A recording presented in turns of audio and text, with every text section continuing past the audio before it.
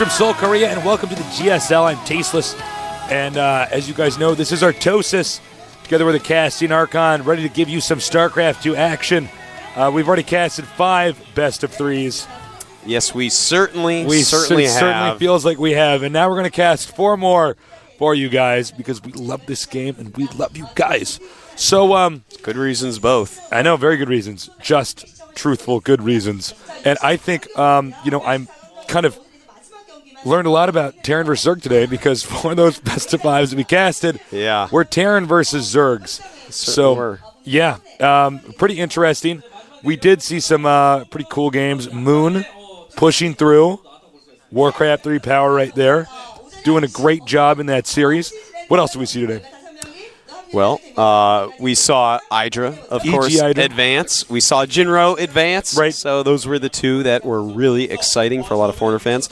Right here we have the status, by the way, as of right now in the round of 32. This is the last 4 things for the round of 32. So we have 12 Terrans advancing, 11 Zergs, and 5 Protoss. Pretty interesting. We'll have to see tonight if the Protoss can catch up a little bit.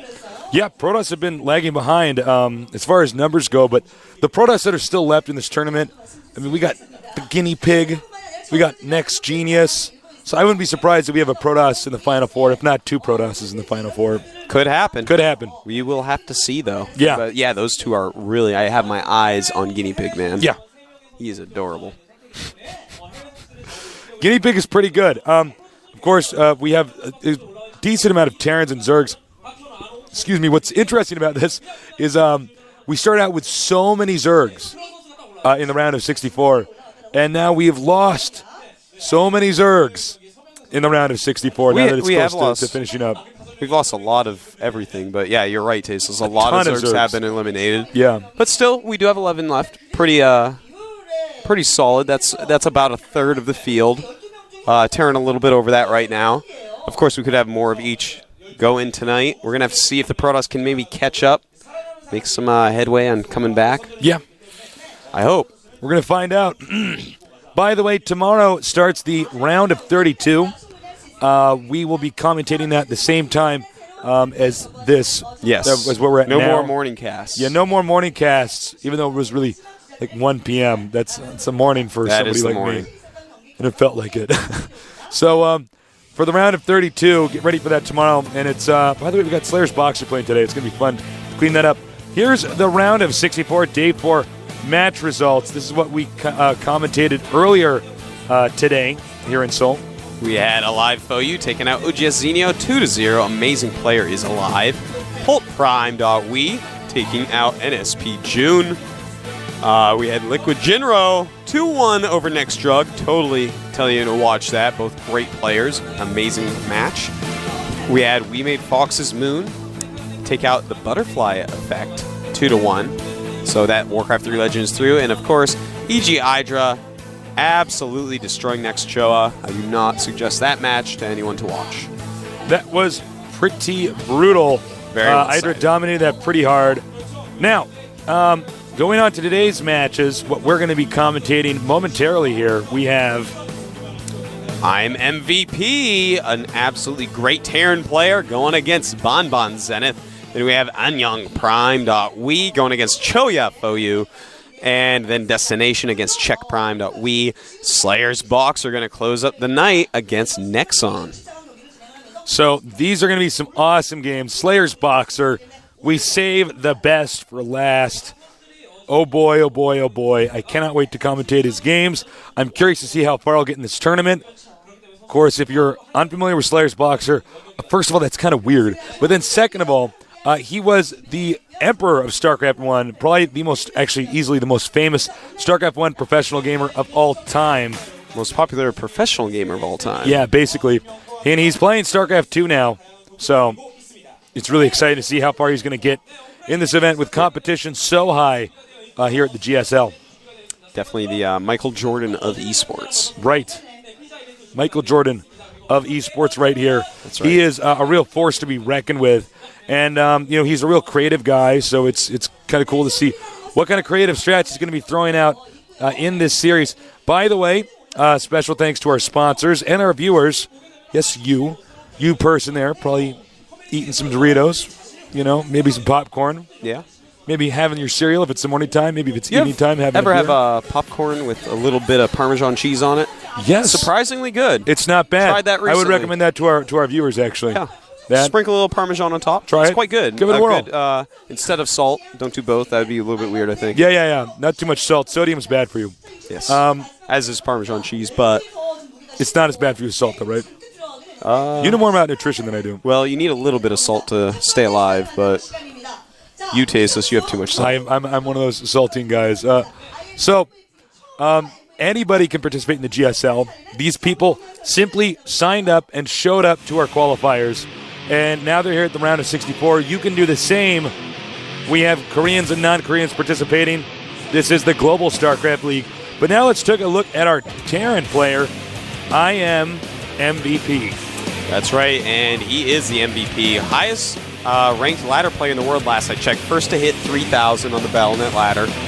And a very good Terran. He was a Pro Leaguer and in the end a Star Leaguer in Starcraft 1. Switched over somewhat recently. And definitely a very feared Terran, but Zenio took him out pretty early last season. Yeah. So he's going to want some revenge. He's going to want to do a lot better this time. Zenio took out I am MVP as well as EG iDrum. That's right. Before getting took out taken a lot out. of big games. Yeah. Before Nestea asserted his Zerg vs. Zerg dominance over him. That's right. Now let's take a look at our other player. He's a Protoss player. His name is, when we get him up on screen, it's going to be BanBans Zenith. That's that right. guy, Protoss player, as we can see, buy the action figure in the booth, buy the model. That is a cool action figure. That's pretty cool. I want one of those. BanBans, he has been here before. And, well, nice shirt. That's kind of weird. They normally don't let them wear their own shirts, but BanBans. Maybe he just escaped from jail. Looks really fuzzy, doesn't it? It does. Looks like a very comfortable shirt. Yeah. I hope he wins so I can touch it. This guy is most confident against Terran. Now, he's not comfortable playing against Delta Quadrant, which is our third map, so he's going to win. It'll probably be an easier win if it's 2-0. As you can see, a lot of fans in the audience. That is right. And it is very exciting. By the way, if you come down here, if you want to come watch this live in the studio, it's free, just like the live stream. Yep. Sometimes we have pizza here you can eat. Yeah. We give away mice and other stuffs. And, of course, any mice you catch are yours as well. Yeah, and you can come say hi to Tasis and Artosis in between the 4 or 5 minute break we have. Absolutely. 1 minute if you're Artosis and he's doing the interviews. I know, that's about it. You come up, slap me high five. I'm like, all right, gotta cast more. Gotta get back to work. Gotta get back to work. So, encourage your friends to tune in, please. We do have a premium service. We know that not everybody can tune in live because they schedule stuff or, work, whatever. But it is, I believe it's $20. Yes. I get mine free. I don't know. I believe it's $20, and you get access to all the VODs from the season. For the amount of content you're getting, and for the amount of awesome, amazing casting from Tasis and Artosis you're going to get, very cheap. It's a pretty good deal. Much cheaper than like a DVD set or anything else like that. Here are the maps for this series. It's going to be Scrap Station, a one-on-one map. Metalopolis, a 4-player map, and finally Delta Quadrant, a very oddly shaped geographically 4-player map. That's right. Now, Scrap Station, it can be pretty good for Terran. There's a lot of room to go around and drop with your medvacs, do a lot of harassment. So, that might be a hard map for BanBans. And then we have, the game's starting. We'll talk about that after. The countdown has begun. TVP, the first game of our second part of the day. Get ready.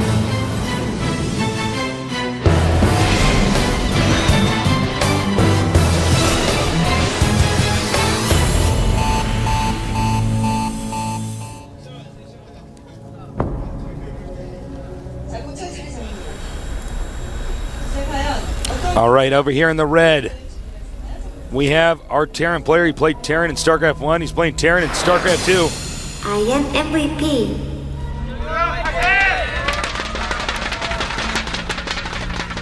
MVP. And Slayer's box are greater than everybody on that sign. Over here, in the blue, they call him BanBans tennis. All right, so we're going to have to look for a few things here, see how quick MVP decides to take his gases. Banshees can be very good on this map. Excuse me. Still got a little bit of my cold. guy. You still sick? I'm sorry. I'm almost better. I'm almost I get better, you I swear. some chicken soup, but you're a vegetarian. I've been taking my vitamin C and minerals and. You know, a really nice fan actually showed up in the audience bringing Artosis orange juice. I know. That was very thoughtful. He was so friendly, man. Really nice guy. Oh, thank you. I know. He knows Dan's I a love little bit those sick. guys. Hopefully the disease won't pass out to me, so eventually one of us will not be sick during awesome. a broadcast. Now, Terran gonna wall in. Note the size of this ramp here. It's very big. You can do 4 gateway rushes, warp gate rushes, putting a proxy pylon somewhere else, like for instance around here, and really break down this wall. So you got to make sure you're aware of what's coming at you. That is very true, Tasteless. And our Protoss player probably want to grab his second gas reasonably quick on this map. You know, as you were saying, with that wide ramp, you might need a few extra sentries if you want to play defensive against any rushes. And of course, Banshee's so common on this map, there's a good chance that BanBans will want to get that robotics up quite quickly and get an observer, figure out exactly what's going on, plus have that mobile detection. Right, absolutely right. Meanwhile, SCV heading out now. First scout in the game. By the way, both these guys actually scouting really late. The Marine here doing a little dance apparently. He will try to catch any probe that's going to head up inside the base. Intel is everything in StarCraft. The more you see, the more you know. The more you know, the easier it is to counter via switching your tech tree. Yep, quite true. We do see a Reaper being produced. That Marine doing a little jig. And of course a Reaper, a delayed Reaper. I love it, Tasteless. You can get in that Protoss base, scatter around a little bit. But, you know, ooh, actually he's making a sentry. Yeah, that's interesting. So that's going to be harder to stop the Reaper with. The Reaper can actually kite around and kill a sentry without too much hassle. Nice timing there with MVP, leaving the second a ranged unit gets out. You can send that SCV back or use that at the Zelnaga watchtower over here. Meanwhile, actually it's a scouting probe. Meanwhile, the Reaper will probably be the next phase of scouting for the Terran. Yep, a second barracks going up for our Terran player. And so it looks like a little 2 barracks opening. He is getting concussive shells, so we could see some early pressure. And as you notice, he is going to try to go all the way around here with the Reaper. He wants to avoid being spotted in the Zelnaga watchtower. Let's see, does he manage to sneak around the entire way? Yep. He does indeed. Smart move right there. And I see something interesting, Tasteless. My eye does spy 2 gateways over to the left. So he's going 3 gateway robotics. And that's going to be chased out quite quickly. But with 3 gateway robotics, it's very safe against any rushes. And as well, you can get aggressive with it if you want to, you know, chrono boost out a few immortals. Does not have to be, though. That's true. Very versatile build. Getting the Robo-Bay, Immortal on the way. Sometimes you can see players get 2 Immortals and then get the Observer out. We do see here another barracks and a factory, so I'm MVP definitely going to be aggressive this game. I'm interested to see exactly what it is that he wants to do. Here comes the Reaper. He's trying to come in here and scout. Denied. Excuse me. There is a 3-gate rush. Like I said, you get 2 Immortals, then break these rocks down, get this down. The Observer comes out just then. You could peek up the ramp with the Observer and figure out if you can break them, because if Terran is doing anything like, for instance, rushing to Banshees, you're going to take them out pretty easily. Let's see, is the next thing he's going to get an Observer? Curious if I'm actually right about this. This is similar to the build I was doing with Protoss. Yep. You know, if he's a little bit scared of I'm MVP, though, he may opt to get another Immortal. That's true. We'll have to see. We're going to find out in a minute here. Looks like he spent the money on some more Stalkers instead. And a couple bunkers are out behind a wall in. Both these guys are one-basing very hard. Yeah. Of course, ooh, actually, interesting. A reactor going on that factory. All right, but hold the phone. It is time to attack, going right in, attacking this. And he is going to stop those SCVs from repairing the bunker very well, but not maybe target firing at first the best. Here we go, going to knock that bunker down now via Immortal Fire. The Zealot's taken a lot of damage. I don't know why he even went up there, to be honest. 2 bunkers, SCVs coming down. Yeah, it's There's hard no way to you're gonna get imagine that. actually breaking that. That's what I was saying with this build. People normally make an observer with it. It goes in there, you can look, and you can say, okay, bunkers, 2 of them. No point in me doing that. It looks like, though, he wants to be really, really aggressive. He is making that 3rd Immortal, like we were saying. You know, if you're afraid of a player, you may want to attack him even more, try to knock him out early in the game before, you know, the longer the game goes, the more likely the better player will win. I'm MVP, you know, doing a pretty good job of defending. Meanwhile, BanBans really aggressive here. Now, you got to be careful because when the starport is done, you can get a medevac and just drop your main with a few Marauders. Even take out your Nexus if you're not careful. You can't get back there in time. Yeah, that's quite true. Now both players just massing units off one base. Here we go. Here's the drop. Yeah, this drop should be pretty interesting. 2 Marauders, 4 Marines. Meanwhile, once again, 3 bunkers up there, and uh-oh, doesn't even try to repair that first depot. But at the same time, there's a drop, a very strong drop over there. We're going to have to see, is he going to force field some of these bunkers to try to stop the repair? Just targeting away. Immortals do kill bunkers awfully fast, but he's losing a lot of probes right now. It looks like BanBans is in trouble, Tasteless, and he is going to GG. that is it. I'm MVP, holds him off while doing the job, and look at that. Cool, calm, and composed.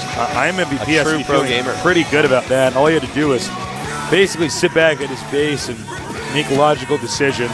Yeah. BanBans, I think, was trying to do one of the most power-hungry, you know, raw strength builds. Yeah. He was just like, all right, I'm going to make a set of units that's actually, if you're not really prepared, it's going to kill you. And unfortunately for him, I'm MVP was very prepared for it. Counterattacked at the perfect time during the attack. Killed off his probes, and that's it, man. He lost his army, lost his probes. Right. That leaves nothing left. You know, when you get a lot of Immortals, you can shoot a bunker down so quickly. Yeah. I think it's 6 shots, actually. Something like that. They do 50 each, and So then if you you have have- all this other stuff tickling the bunker, so. Yeah, exactly. So if you have 2 Immortals, you can usually destroy the bunker in 3 shots. Don't hold me to that, but I believe, if my game sense serves me correct, I believe that's the case. Roughly something like that. Maybe a few hit points difference with the building burning once it gets to the red. But, you know, one thing I don't like about BanBans' play was he didn't really use any intel. He was basically like, I hope this works. Yeah. Boy, I really hope this works. Certainly was. I mean, Yeah. that was his plan. Notice that MVP placed the bunkers back from the depots. Of course, this lets the depots die. I'm sure a lot of people are like, why do you let the depots die? Make the bunkers closer. No, he needed room so that, first off, when the depots are dying, he's hitting the Zealots, damaging those, weakening those up. Second off, he repairs. Ooh. Let's go.